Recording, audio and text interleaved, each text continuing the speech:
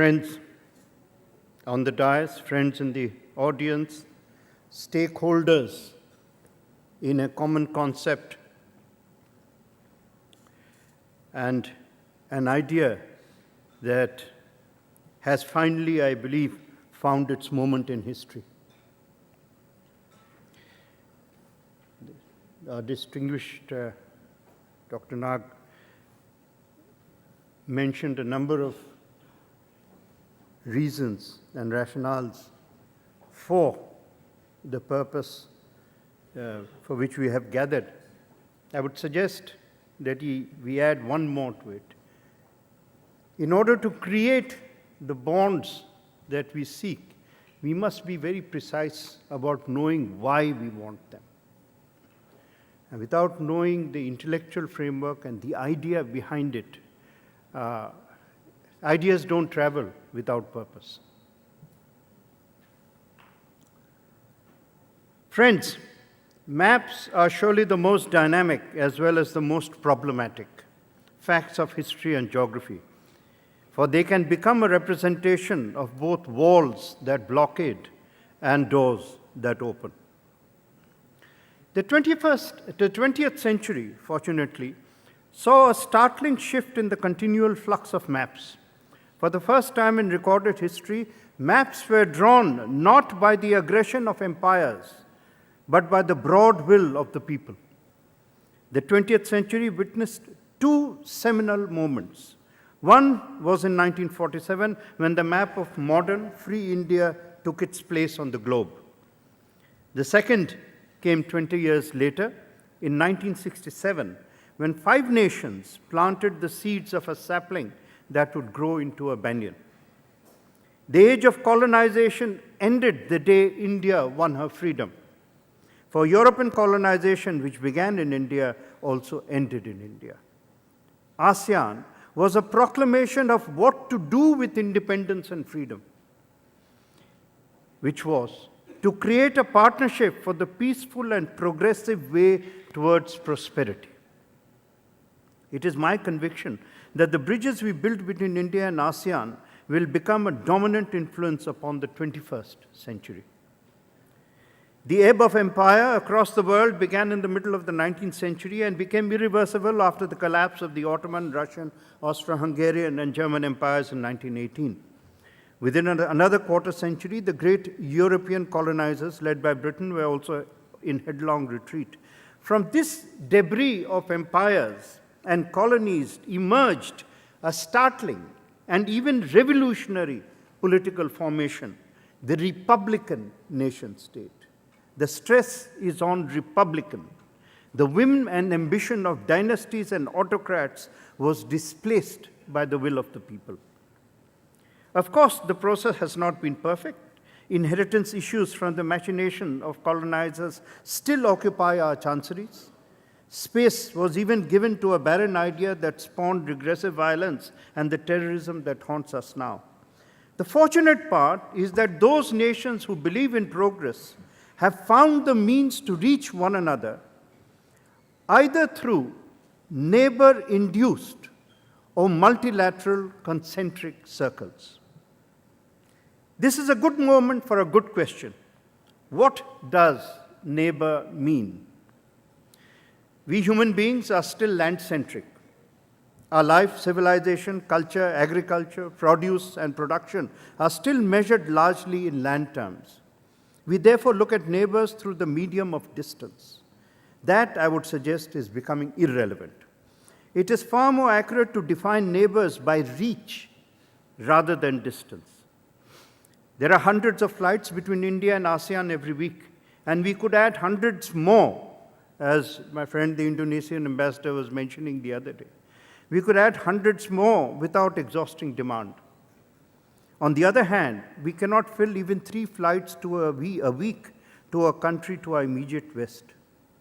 So who is a neighbor? If I cannot reach you, are you a neighbor or are you an obstacle?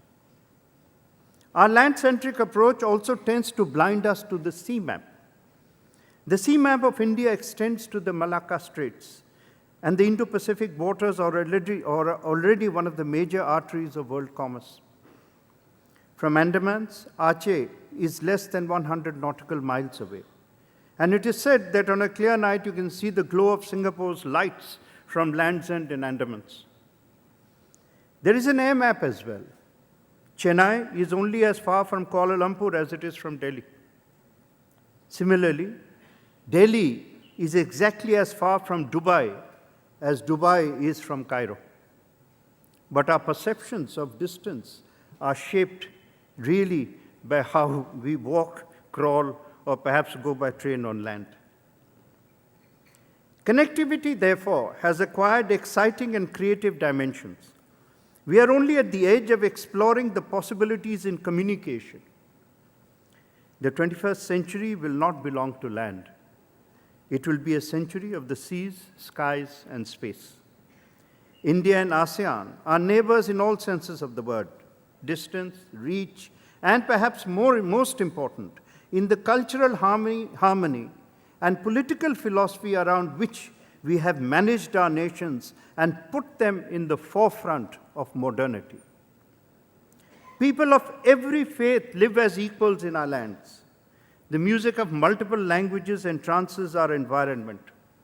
Tradition merges seamlessly into the present, and common values strengthen the spirit of a shared destiny for our citizens.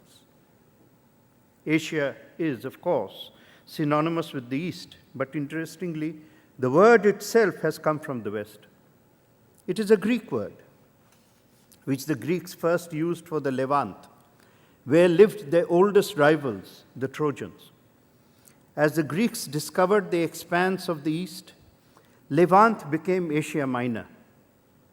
The Greeks went on to the first Asia Major, which was the Persian Empire. As the Greeks discovered the expanse, Alexander overwhelmed the mighty Persian Empire, which stretched from the Mediterranean to the Indus. India, of course, was the land beyond the Indus. As we all know, Alexander stopped in the Punjab and probably lost his life thanks to a wound in an encounter at Multan. Although he knew enough by then about the intellectual and material wealth of India, and indeed of the weakness of the prevalent Nanda Empire. The Portuguese were the first invaders to reach India by sea. Trade was their first interest, domination followed. After Waterloo in 1815, Britain, as the preeminent power, doubled the number of ships to India and China. Trade, it may be noted, is never neutral. It is the outcome of a knowledge age in science, technology, and prowess. Britain displaced India and China in world markets, notably Africa, where till the 18th century, Indian calico and silk cotton ruled the markets. By 1850, Britain was sending 17 million yards of fabric to West Africa alone, up from just 1 million in 1825.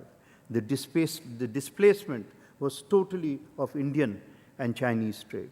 Out of the some 300 words for cloth that we have in the English language, something like 280 come from India. That was the extent of the manufacture and indeed of domination in this sphere. In the East, Europe kept adding each geographical discovery to the Asian pile. The short point is this: there was never really a cogent Asia, which is why the continent is riddled with misnomers. Last week, I was at the Manama Dialogue in the Middle East, and I wondered which East the Middle East was in the middle of. There is no East. In fact, if you look at the map of Asia, then it is India that is the true middle of the East. All you have to do is look at a map. Geopolitically, and for many other reasons, India is the pivotal nation of Asia. ASEAN launched the process of redefinition by concentrating on the logic of regional groups. The most important aspect of ASEAN was that its focus was on the welfare of the people, which lay in trade, travel, and economic growth, and not in the welfare of governments, which are rarely able to look beyond their nose or look beyond a military alliance. What is even more astounding, Such a vision is remarkable at any time, but that it should emerge in 1967 within the vicinity of Vietnam is almost breathtaking. Decolonization did not end conflict. The last century has seen 4 world wars. The third was called Cold, but inflamed Southeast Asia with Vietnam as the epicenter. When napalm filled the skies, when China was gripped and ripped apart by the Cultural Revolution, when India was stumbling through regional wars, food shortages, and the economic fog created by pseudo-socialism, some visionaries were thinking ahead about a garden of peace. We must salute them. Why are India and ASEAN natural partners? Prime Minister Narendra Modi has summed up the essence of his foreign policy in an evocative phrase: shared values, common destiny. The world, he believes, is a family. Without values, there is no destiny. What are the values we share? We believe that the principal mission of governance is the rising well-being of all citizens. We believe in pluralism and equality of culture and faith. And we recognize that the existential threat to pluralism comes from ideologues who believe in faith supremacy with the evil, barbaric, terrorist militias. We believe in social justice and in gender emancipation through economic empowerment. We believe in bridges, not barriers, in freedom of navigation in all waters. We recognize what needs to be done in this, the 4th World War, the war against terrorism, and we know that radicalization must be fought on the battlefield as well as in the mind. We know that this requires conviction in our values and consistency in our purpose, that there is no good terrorism or bad terrorism, that it is unmitigated evil. It is an antidote to human rights. The fundamental and first human right is the right to life. Above all, we believe in a humanitarian philosophy as the fountainhead of peace, serenity, and shared sustainable prosperity.